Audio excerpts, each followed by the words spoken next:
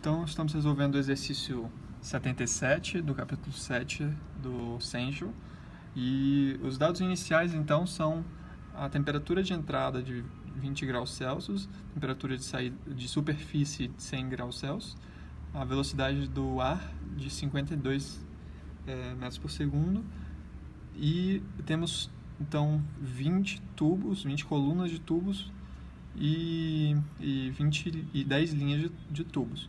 Cada tubo tem 3 metros, cerca de 3 metros, e eles estão espaçados igualmente. Aqui embaixo nós temos uma visão um pouco melhor dele. Então, o fluido e os tubos espaçados de forma escalonada, de um diâmetro D.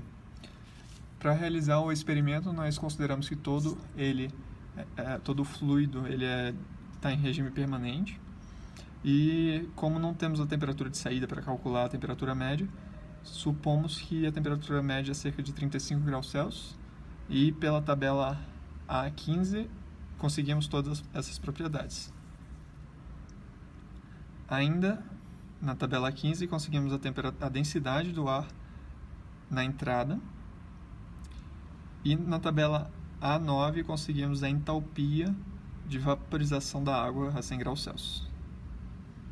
Então, a primeira letra, o primeiro item que ele pede, a letra A, ele pede a taxa de transferência de calor dos tubos para o ar.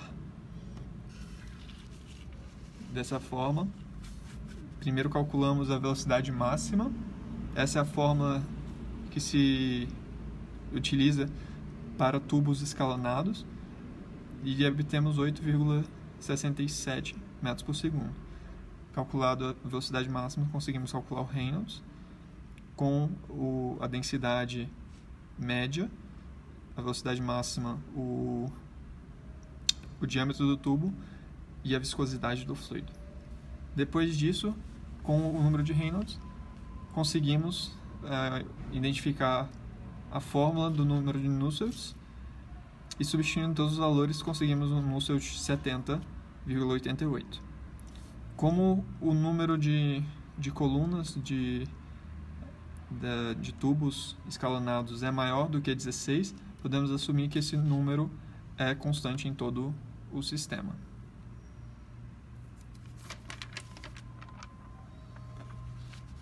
Depois calculado o número de Nusselts,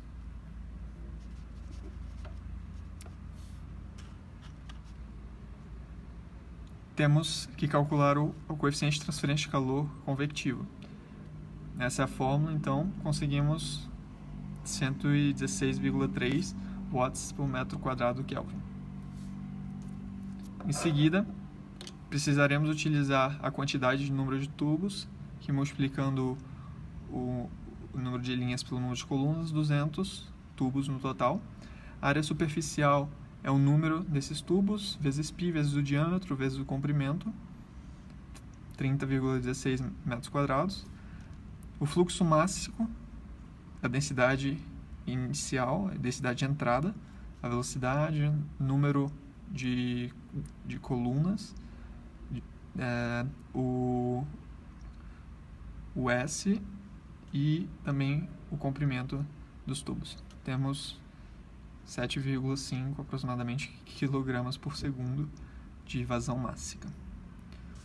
Calculados todos esses índices, todos esses valores, podemos finalmente calcular a temperatura de saída, que pela fórmula dada obtemos 49 graus Celsius, e utilizando a temperatura média logarítmica conseguimos 64,01 graus Celsius. Precisaremos dela para calcular, enfim, a taxa de calor, que é igual a 74,84 kW. Muito bem, a letra B pede qual é a queda de pressão ao longo do tubo, ao longo do sistema. Essa é a fórmula utilizada, então, para queda de temperatura. O X, que é o fator de correção, adotaremos que é igual a 1. O F, que é a fricção do sistema, utilizando a figura 7.27b, com os dados já calculados, obtemos 0,31. Os demais dados já conseguimos calcular. Lembrando que a densidade é a densidade média. Obtemos uma queda de pressão de 266,8 Pascal.